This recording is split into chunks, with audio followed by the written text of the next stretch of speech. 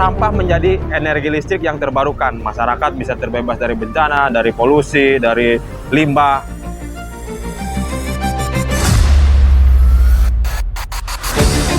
Dari perusahaan itu ada salah satu warga saya, bahkan banyak kerja di situ. Jadi penghasilan buat mereka, keluarga mereka ada yang kerja. Ya mau nggak mau saya jadi makan sisa orang di atas sampah, tapi saya syukurin. Penting saya sehat, keluarga saya semuanya sehat, itu alhamdulillah.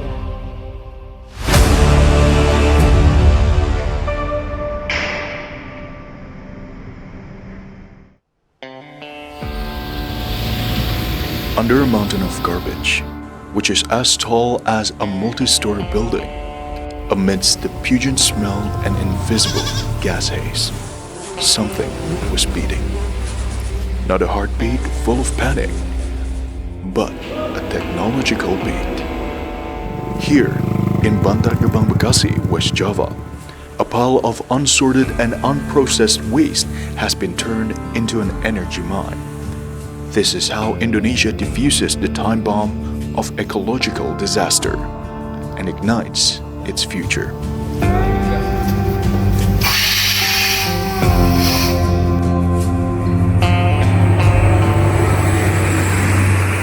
Every day, 7,500 tons to 8,000 tons of waste come from Jakarta, piling up, stinging, and potentially exploding, as happened at the Rivaldin landfill on February 21st, 2005, that killed 157 people.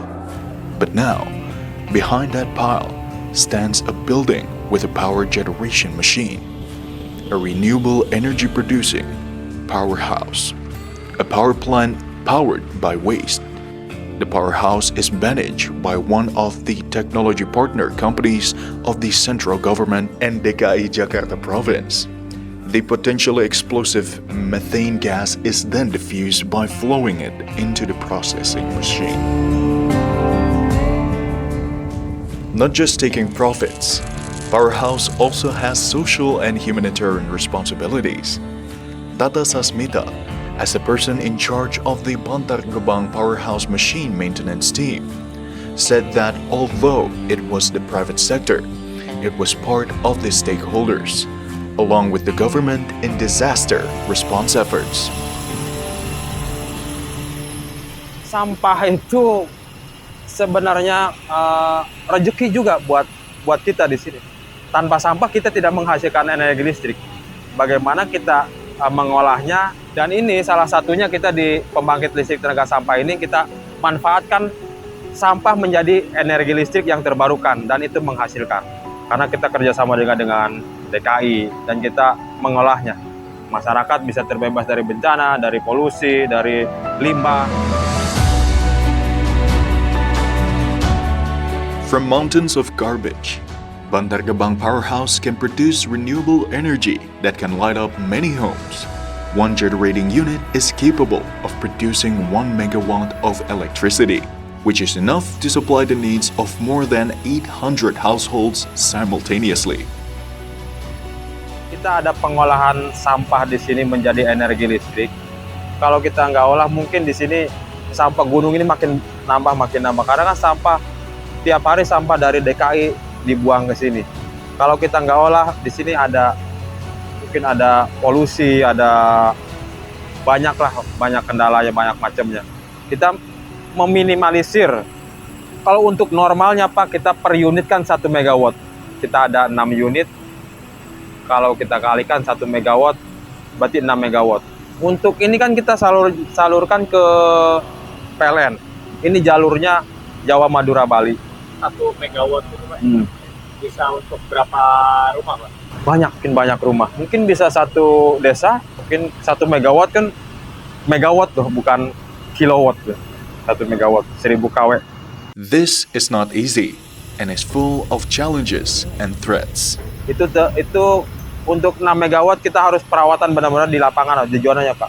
Di zona itu kan kita perawatannya banyak kendala, banyak apa Pak. Karena kendala kita kan faktornya dengan alam. Ada hujan, ada panas, ada petir. Otomatis kita turun, kalau ada hujan turun ya turun. The mountain of garbage that have been considered a source of problems are now a cleaner and more sustainable source of energy through proper mining and processing. The head of the methane gas well construction team Powerhouse, Ardy, explained that the methane gas used for power generation is sourced from more than 100 wells scattered in the Bantar Gebang area. Untuk langkah awal kita melakukan penggalian, Pak. Kedalaman depan itu 6 meter, ke belakang sekitar 8 meter, Pak. Untuk panjang sendiri 90 meter sampai 100 meter kurang lebih. Lalu kita kasih pipa, lalu timbun, lalu jadi sumur, bisa kita ambil gasnya, lalu mengalir ke power hose, kita ambil gasnya gitu, Pak. Ada berapa sumur semuanya? Apa? Untuk sekarang ya sekitar 100 lebih lah, Pak. Karena kan kita bukan hanya satu zona, Pak. Untuk satu zona 2 dan zona 3 ada kita, Pak, punya sumur. In the past, local residents lived like sitting on a time bomb. Trash landslides when it rains, the odor is pungent, disease attacks. The head of the neighborhood unit 001, community unit 005, Ciketing Udik Village, Bantar Gebang Subdistrict, Jamar Baharudin, whose neighborhood is directly adjacent to Bantar Gebang, witnessed the transformation of a landfill established since 1989 into an integrated waste management site, which is more environmentally friendly. Ini radius berapa, Pak, dari Bantar Gebang? TPA Iya, berapa meter ya? ada 500 meteran dari rumah ke lokasi. Yang berbatasan langsung nggak, Pak, ya? Iya, benar. Berbatasan langsung pembuangan. Jadi kesehatan warga, Pak, gimana, Pak? Ada dampaknya, Pak? Dampak ada ya, kayak batuk, gatel, itu pasti itu mau udah jelas karena air, udara. Tapi dari saya sebagai aparatur kelurahan, lurah juga udah ada, puskesmas ada, posyandu ada, aman sih sejauh ini. Alhamdulillah makin baik sekarang. Bukan membandingkan yang dulu ya, tapi buat alih fungsi ke DKI dari segi kendaraan bagus, alat bagus, penataan, pengelolaan bagus. Kebetulan di samping itu power house itu dari sampah diambil gasnya ya dijadiin listrik itu. Dari perusahaan itu ada salah satu warga saya bahkan banyak kerja di situ, jadi penghasilan buat mereka, keluarga mereka ada yang kerja, hampir 5-6 orang ada di situ yang warga saya. The same thing was conveyed by a local resident, Sukisri. From her and her family, Bantar Gebang waste is a blessing and promises a better future. Saya merantau usia 12 tahun. Nah, saya hidupnya di atas sampah, makan sisa orang. Tapi saya nyaman sampai sekarang. Saya nggak pernah mengeluh. Selama saya ke Bantar Gebang aja tidur saya di atas sampah itu 1,5 tahun. Tidur dipakai atas keranjang ayam sama suamiku. Jadi saya udah nggak heran lagi sama sampah. Jadi sampah bisa menghidupi Ibu Sri? Oh iya betul bisa.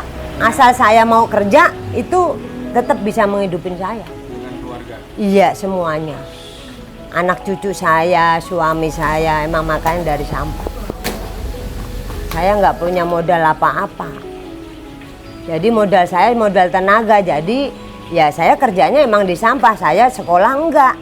Ya mau nggak mau saya jadi makan sisa orang di atas sampah. Tapi saya syukurin. Penting saya sehat, keluarga saya semuanya sehat. Itu alhamdulillah. The changes don't stop at Bantar Gebang. The government is pushing the waste industrialization ecosystem from a mountain of waste to a national energy chain, and it is carried out from upstream to downstream. According to Minister of Environment, Hanif Faisal Noorrifqi, to Voice of Indonesia, the Indonesian government is highly committed to becoming the world's largest renewable energy producer. At least by 2020, national waste production has reached almost 68 million tons. The Indonesian government is also targeting a concrete waste solution by 2029. mulai dari kegiatan pemilihan di bagian hulu untuk kemudian dilakukan pemanfaatan ulang maupun pendauran ulang.